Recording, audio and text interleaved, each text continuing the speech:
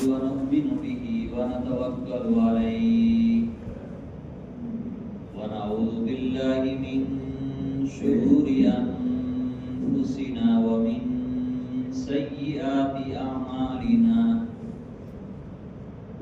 ونعوذ بالله من شرور أنفسنا ومن سيئات أعمالنا من يهده الله فلا مضل له ومن يضلله فلا هادي له ونشهد أن لا إله إلا الله وحده لا شريك له ونشهد أن سيدنا ومولانا محمدا عبده ورسوله أرسله بالحق بشيرا ونذيرا وداعيا إلى الله بإذنه وسراجا منيرا صلى الله تعالى عليه وعلى آله وأصحابه وأزواجه وذرياته وبارك وسلم تسليما كثيرا كثيرا أما بعد فأعوذ بالله من الشيطان الرجيم بسم الله الرحمن الرحيم يا أيها الناس اعبدوا ربكم الذي خلقكم والذين من قبلكم لعلكم تتقون وقال تعالى ولكن البر من اتقى وقال الله تعالى قل يا عبادي الذين أسرفوا على أنفسهم لا تقنطوا من رحمة الله وقال رسول الله صلى الله عليه وسلم ما أصر من استغفر وإن عاد 100 مرة أو كما قال عليه الصلاة والسلام صدق الله مولانا العظيم وصدق رسوله النبي الكريم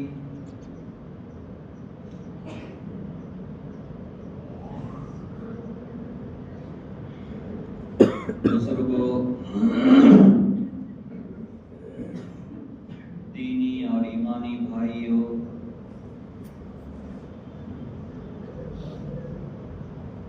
اللہ تعالی کا شکر ہے کہ اس سال کے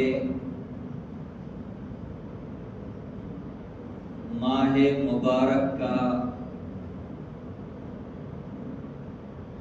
آخری جمعہ ادا کرنے کے لیے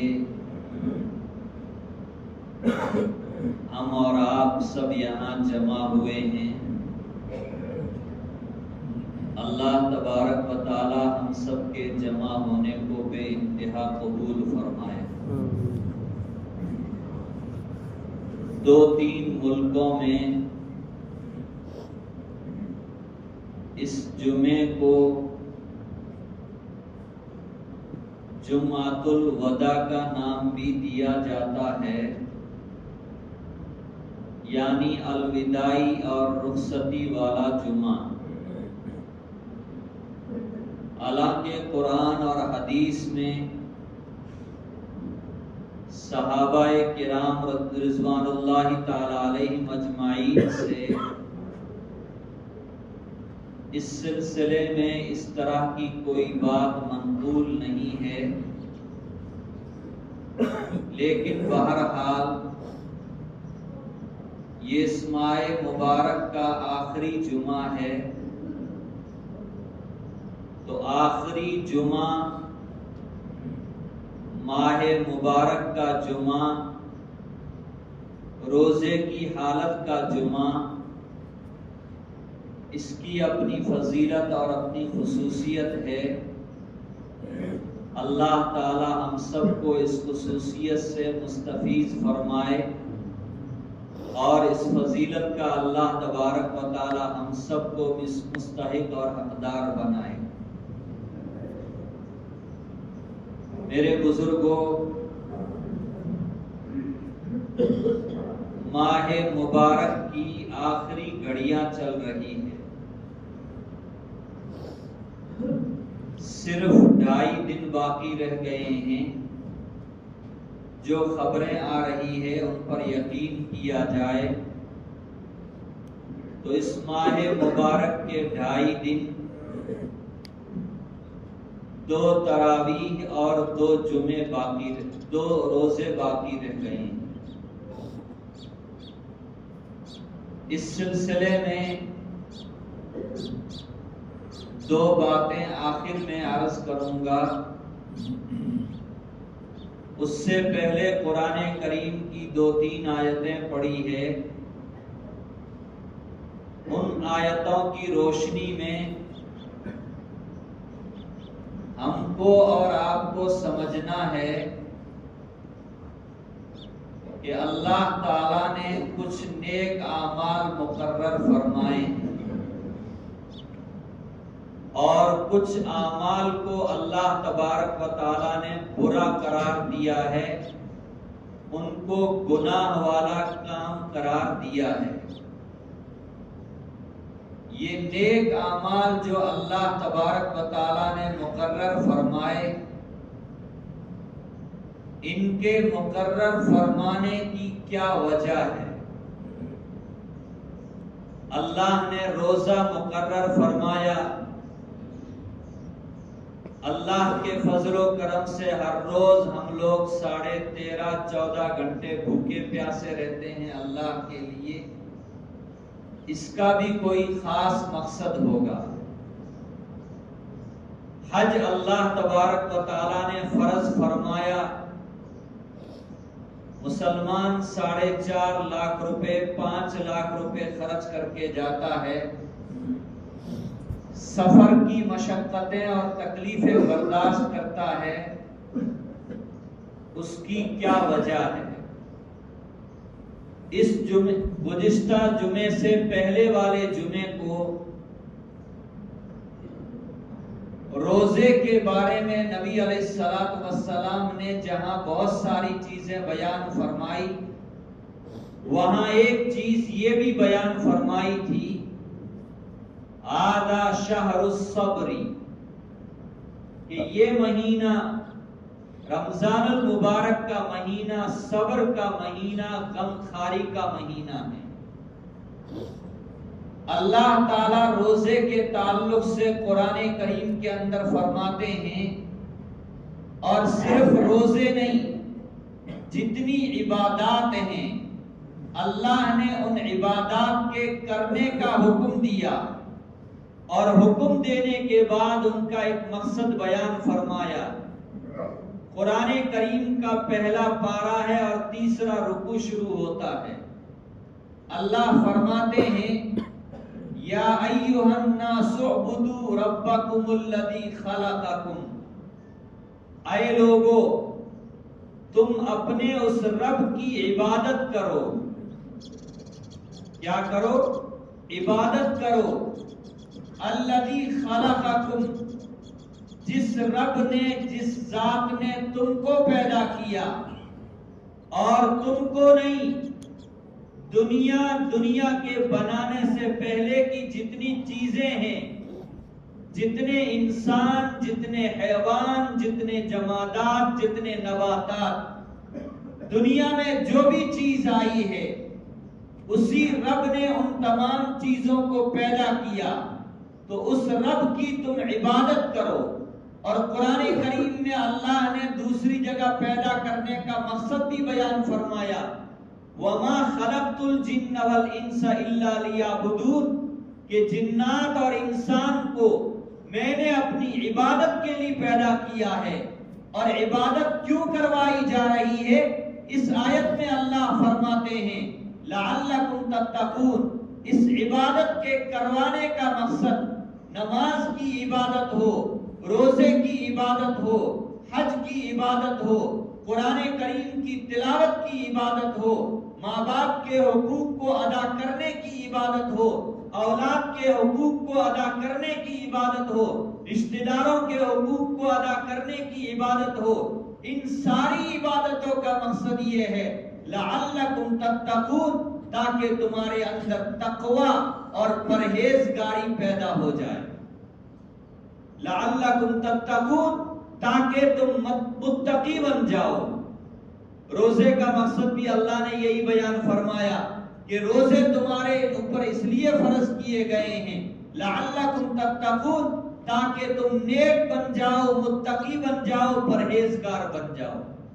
گویا اللہ تبارک و تعالی ان ساری عبادتوں کے ذریعے، ان سارے اعمال کے ذریعے ہمارے دل کی کیفیت کو بدل کر کے اللہ تعالیٰ دل کے اندر تقوی اور پرہیزگاری کی کیفیت کو پیدا کرنا چاہتے ہیں. کس کی؟ تقوی کس کو کہتے ہیں؟ موٹا سا مفہوم یہ ہے، تقوی اس صفت کا نام ہے جو انسان کو گناہوں سے بچا لے اور نیک اعمال کے اوپر اس کو کھڑا کر دے. حج اتنا بڑا فریضہ ہے، مسلمان لاکھوں روپے خرچ کرتا ہے. اللہ تعالیٰ قرآن کریم میں بیان فرماتے ہیں وَمَن يُعَظِّمْ شَعَائِرَ اللَّهِ فَإِنَّهَا مِن تَقْوَى الْقُلُوبِ، اللہ کے شعائر کی تعظیم وہاں پہنچ کر کے اس لیے کروائی جا رہی ہے تاکہ تمہارے دلوں کے اندر اللہ کا خوف اور تقوی پیدا ہو جائے. جس آدمی کے دل میں تقوی ہوگا، اللہ کا خوف ہوگا، وہ آدمی برے کاموں سے بچے گا اور اچھے کاموں کو انجام دینے والا بن جائے گا. اس کی زندگی احتیاط کے ساتھ گزرے گی. اللہ کے حقوق کا مسئلہ آئے گا، وہاں بھی احتیاط کے ساتھ زندگی گزارے گا. بندوں کے حقوق کا مسئلہ آئے گا، وہاں بھی وہ احتیاط کے ساتھ میں زندگی گزارے گا. اور قرآن کریم کی ایک آیت پڑھی دوسرے پارے کی، اس میں اللہ فرماتے ہیں بندہ نیک کام کرتا ہے لیکن حقیقتاً نیکی اس آدمی کی ہے، اس مسلمان کی ہے، من اتقا، جو تقوی کی صفت کے ساتھ میں متصف ہو جائے. اس لیے میرے بزرگوں اور دوستوں، ہم نے رمضان المبارک کے اندر اور اگلی زندگی کے اندر ہم جو نیک اعمال کریں گے اور جو کیے ہیں، ان نیک اعمال کو ہم ٹٹولیں کہ ان نیک اعمال کے ذریعے ہمارے دلوں کے اندر اللہ کا خوف اور تقوی پیدا ہو رہا ہے کہ پیدا نہیں ہو رہا ہے. اگر تقوی کی صفت پیدا ہو رہی ہے تو گویا اعمال اللہ کے یہاں قبول ہے، اور اگر تقوی کی صفت پیدا نہیں ہو رہی ہے تو ہو سکتا ہے اللہ اپنے فضل سے قبول کرے، ورنہ اللہ اپنے قانون اور دستور کے مطابق ان اعمال کو قبول نہیں کرے گا. اس لیے یہ مین پوائنٹ ہے، یہ مین چیز ہے کہ ان اعمال کے ذریعے ہمارے دلوں کے اندر تقوی کی صفت پیدا ہونی چاہیے. اب دو باتیں.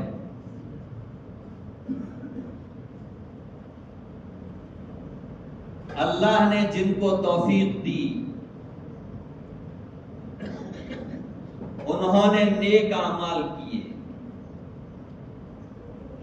نبی علیہ الصلوۃ والسلام نے فرمایا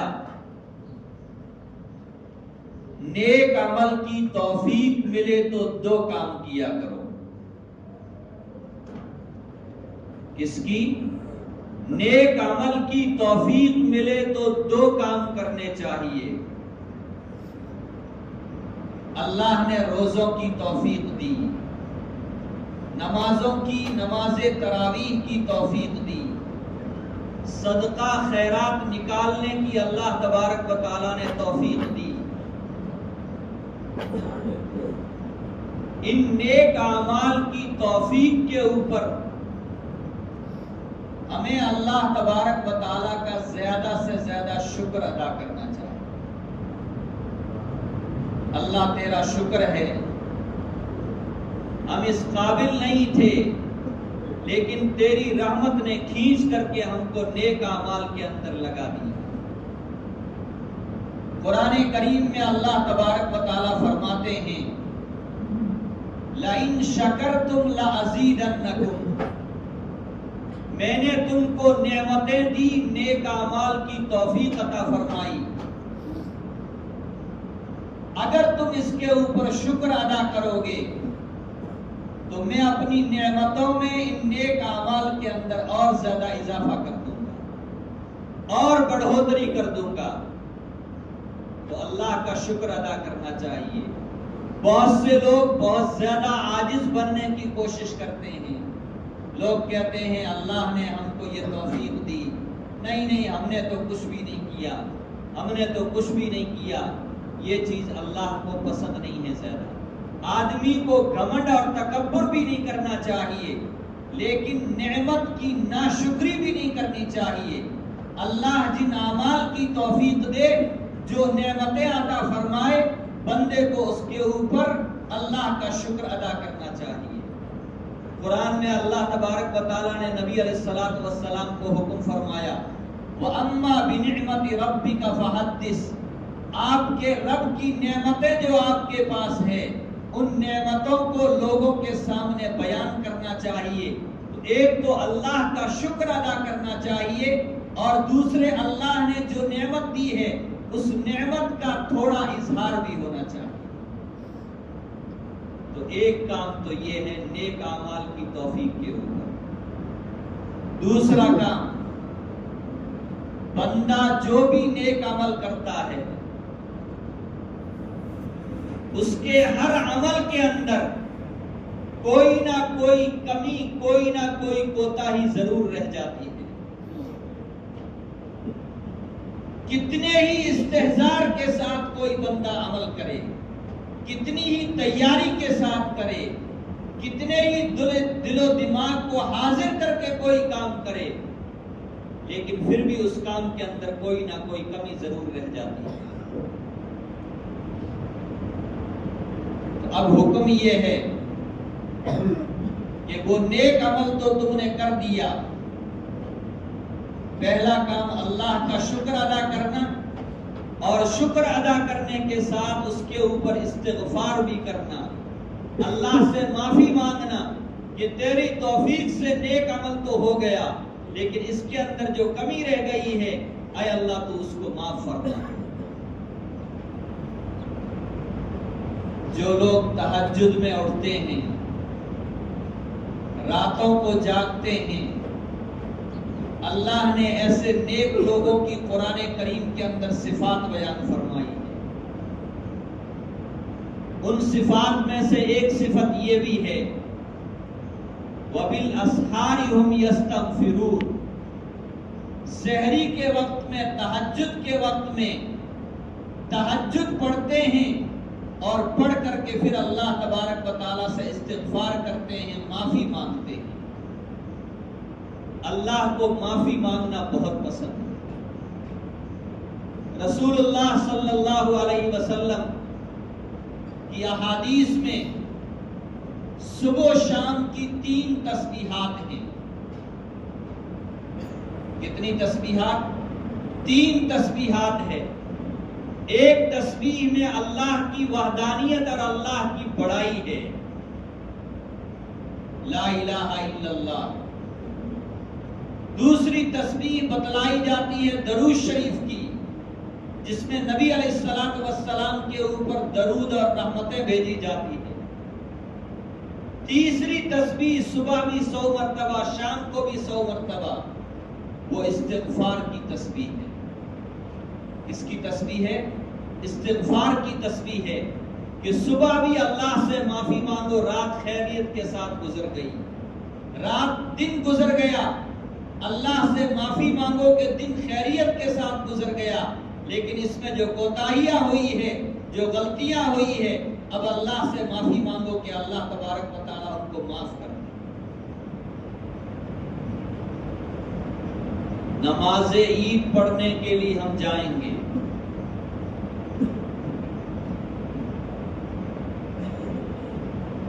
حاجی طواف کرتا ہے، بیت اللہ کے 7 چکر لگاتا ہے تو ایک طواف مکمل ہوتا ہے۔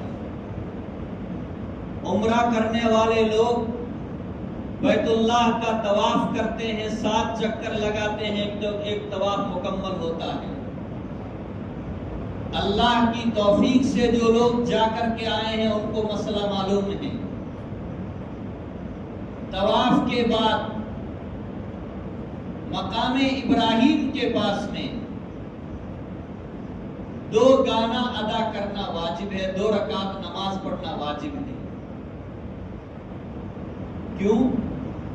اللہ کے گھر کا طواف کیا، اللہ نے توفیق دی، اس کے شکرانے میں مقام ابراہیم کے پاس کھڑے رہ کر کے 2 گانا ادا کرو۔ رمضان المبارک کا مہینہ اللہ تبارک و تعالیٰ نے عطا فرمایا، 12 مہینے مسلمان لاکھ کوشش کے باوجود 2-4 روزے رکھ سکتا ہے، لیکن رمضان المبارک کے سارے روزے رکھ لیے، کوئی نماز قضا نہیں ہوئی، نماز تراویح بھی پڑھ لی، قرآن کریم کی تلاوت بھی کر لی، صدقہ خیرات کو بھی نکال دیا۔ اللہ فرماتے ہیں گھروں سے نکلو، مسجدوں سے نکلو، باہر آؤ اور میدان میں آ کر کے اللہ کے سامنے شکر ادا کرو۔ وَلِتُكَبِّرُوا اللَّهَ عَلَى مَا هَدَاكُمْ وَلَعَلَّكُمْ تَشْكُرُونَ۔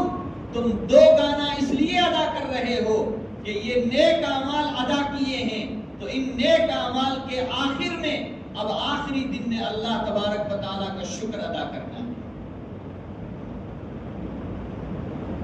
تو شکر اور استغفار یہ دونوں چیزیں ہم کو لازم پکڑنی ہیں۔ نیک عمل ہو اس کے اوپر اللہ کا شکر بھی ادا کرنا ہے اور کمی کوتاہی کے اوپر استغفار بھی کرنا ہے۔ ہم دن میں 5 وقت فرض نماز ادا کرتے ہیں۔ کتنی؟ 5 نمازیں۔ فرض نماز جیسے ہی مکمل ہوتی ہے، امام صاحب ہو یا مقتدی ہو، کوئی بھی مصلی ہو نماز پڑھنے والا، اس کی زبان کے اوپر یہ کلمہ جاری کروایا گیا ہے، سکھایا گیا ہے کہ نماز پڑھتے ہی فوراً کہو استغفر اللہ، اے اللہ میں تجھ سے معافی مانگتا ہوں۔ ارے یہاں تو اللہ کی گھر میں آ کر کے نماز ادا کی ہے، یہاں معافی اور استغفار کا کیا مطلب ہے؟ نبی علیہ السلام نے فرمایا نہیں، یہ جو نماز ادا کی ہے اس نماز میں کمی کوتاہی رہی ہے، اللہ سے معافی مانگو تاکہ فوراً اللہ کی بارگاہ کے اندر یہ قبول ہو جائے۔ کیا ہو جائے؟ قبول ہو جائے۔ تو میرے بزرگوں، طاق راتیں تقریباً ساری چلی گئی، اب 1 طاق رات باقی ہے اور 2 روزے باقی رہ گئے ہیں۔ ان کے اندر ہمیں استغفار بھی کرنا ہے اور اللہ تبارک و تعالیٰ کا شکر بھی ادا کرنا ہے۔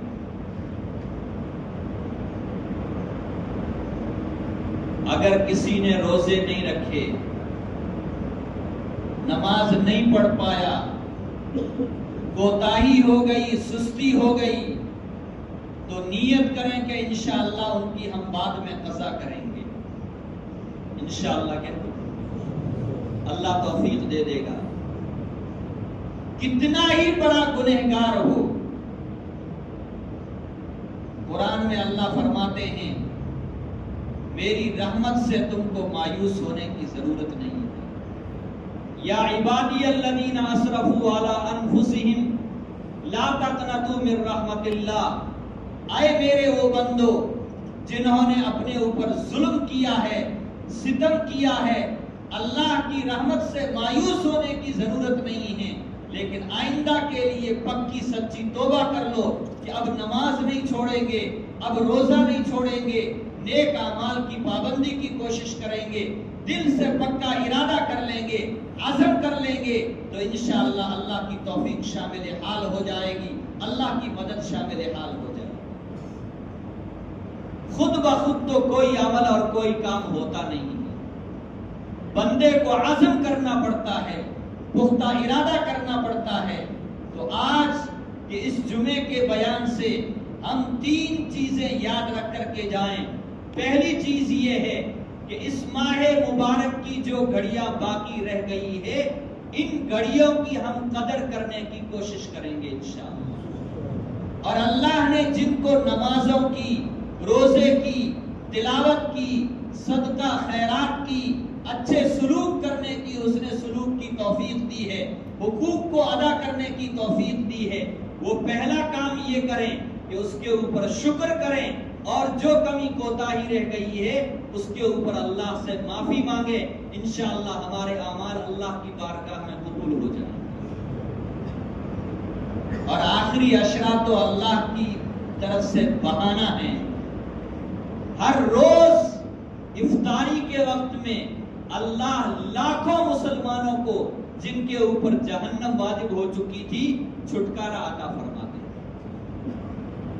حدیث میں 10 لاکھ کا کم سے کم ذکر ہے۔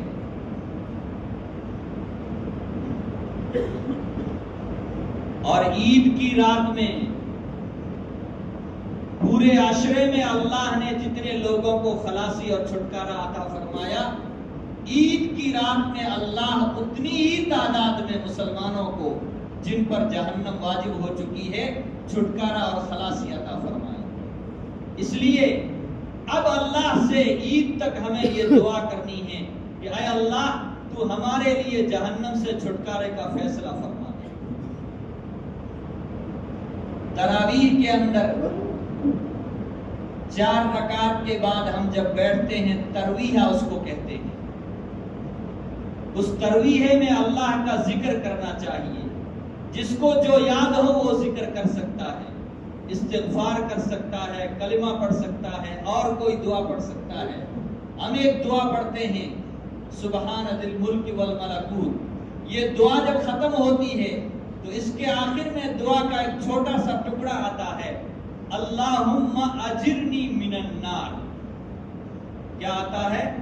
اللہم اجرنی من النار، اے اللہ تو مجھے جہنم سے بچا لے، یا مجیرو یا مجیرو یا مجیرو، اے جہنم سے بچانے والے، اے جہنم سے بچانے والے، اے جہنم سے بچانے والے، تو مجھ کو جہنم سے بچا دے۔ اب ہمیں عید کی رات تک زیادہ سے زیادہ یہ دعا کرنی ہے۔ کیا دعا ہے؟ اللہم اجرنی من النار۔ اٹھتے بیٹھتے نمازوں کے بعد لیٹے ہوئے جب بھی دل میں آ جائے کہ دعا کرنی ہے تو یہ دعا ہم کو ضرور کرنی چاہیے، اللہم اجرنی من النار۔ اور اگر یہ دعا آپ کو یاد نہ ہو تو اپنی زبان کے اندر یا اردو میں اتنا تو ہم کہہ سکتے ہیں، اے اللہ تو ہم کو جہنم سے بچا دے اور جنت کا مستحق بنا دے۔ کیا کر دے؟ جہنم سے بچا دے اور جنت کا کیا بنا دے؟ مستحق بنا دے۔ تو ہمیں استغفار بھی کرنا ہے، اللہ کا شکر بھی ادا کرنا ہے، اور ماں بقیہ جو گھڑیاں رہ گئی ان کی قدر کرنا ہے۔ اور آخری بات، رمضان المبارک کے بعد جو زندگی شروع ہونے والی ہے، یہ رمضان المبارک کا مہینہ اللہ کی طرف سے ٹریننگ کا مہینہ تھا، تربیت کا مہینہ تھا۔ اس ایک مہینے کی تربیت کا 11 مہینے اثر رہنا چاہیے۔ کتنے مہینے؟ 11 مہینے اگلے رمضان المبارک کے آنے تک اس مہینے کا اثر رہنا چاہیے۔ اگر 11 مہینے تک اس کا اثر رہے گا تو آپ سمجھ لیں ہمارے رمضان المبارک کے روزے بھی قبول ہیں، نمازیں بھی قبول ہے، قرآن کریم کی تلاوتیں بھی قبول ہے۔ ورنہ رمضان المبارک میں نمازوں کی پابندی کی، ادھر عید کا چاند نظر آیا اور عشاء کی نماز ہی سے آدھے نمازی غائب۔ فجر کی نماز میں عید کے دن جہاں رمضان المبارک میں 3 صفحے 4 صفحے ہوتی تھی، عید ہی کے دن ایک صف بھی پوری نہیں ہوتی۔ یہ کنڈیشن اور یہ کیفیت اللہ کو مطلوب نہیں۔ اس لیے شروع میں نے عرض کیا تھا، ہر عمل کا مقصد یہ ہے کہ ہمارے دل کی کیفیت اور حالت بدل جائے، اور حالت بدل کر کے ہمارے دل کے اندر اللہ کا تقوی اور اللہ کا ڈر پیدا ہو جائے۔ اللہ کا تقوی پیدا ہوگا تو اعمال کے اوپر جمنا ہمارے لیے آسان ہو جائے گا۔ اللہ ہمارے ایمان کو مضبوط بنائے، اللہ تقوی کی صفت کے ساتھ ہم سب کو متصف فرمائے۔ رمضان المبارک کی زندگی اللہ نے اپنے فضل سے، اپنی توفیق سے اعمال میں اور عبادتوں کے اندر جس طرح گزروائی ہے، اللہ باقی زندگی کو بھی اپنے فضل سے اسی طرح گزارنے کی ہم سب کو توفیق عطا فرمائے۔ وآخر دعوانا ان الحمدللہ رب العالمین۔ Thanks for watching. Don't forget to like, comment, share and subscribe to Al Wahid channel.